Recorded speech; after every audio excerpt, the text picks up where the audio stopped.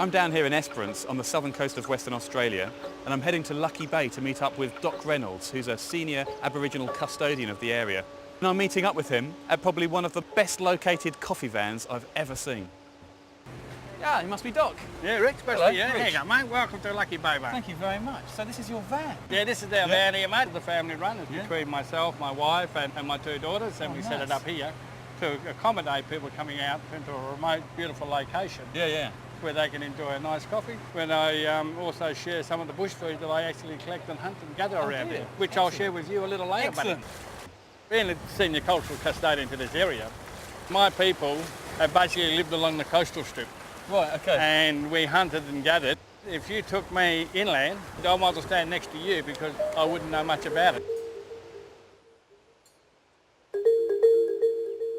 What I've got in mind is some nice fish that I caught this morning. We're going to go foraging so that we can have a cook up and a feast up later on today. Coming into a nymph plantation or a bush grape. You eat it just straight off the bush. That's quite a unique flavour actually, isn't it? It has that really plummy sediments as well, and you can actually use them in salads. But you can also have it as a sweet, like if you have an ice cream.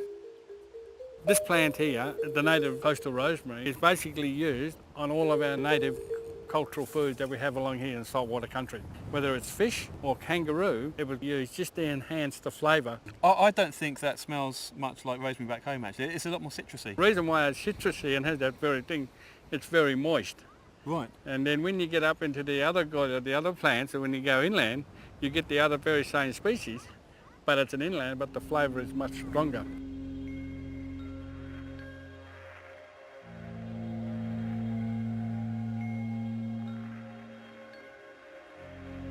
We're going to now collect some paper bark that we need to start cooking the fish up.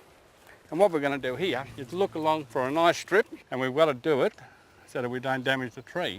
So the main thing about this here is that when you cook, even though it's paper bark, it does not burn. So when we're cooking it, you can put it on a hot coal, hot flame, it'll scorch it, but it won't actually harm what you've got inside. You stick your knife in. Wow. Now, Sap. Can you drink that? have a drink. Coming out, but this one will be a little bit salty because the lake's been very dry. Right.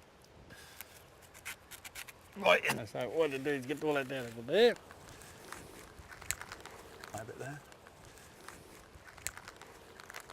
So now what you've got here now, Rich, you've got a nice bit of bark. You can see it's moist. So what we do, we just peel that layer off.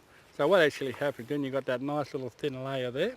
Because that's so waterproof, it just naturally keeps all the juices of the fish in there. Oh, nice. It pushes the flavours of the native herbs through there, and of course the flavours coming out of the paper bark also goes through it.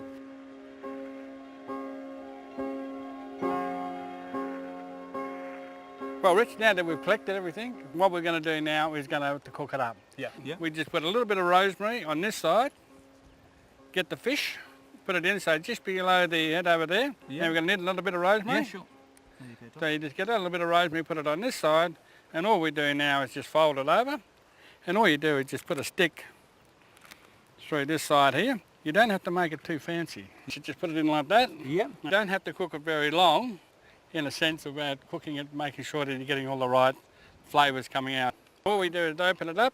We can actually see it's nice and soft here now. So that now is now ready to eat. So what we basically do, we just pull it off the barbie. Just get a stick, our little fork.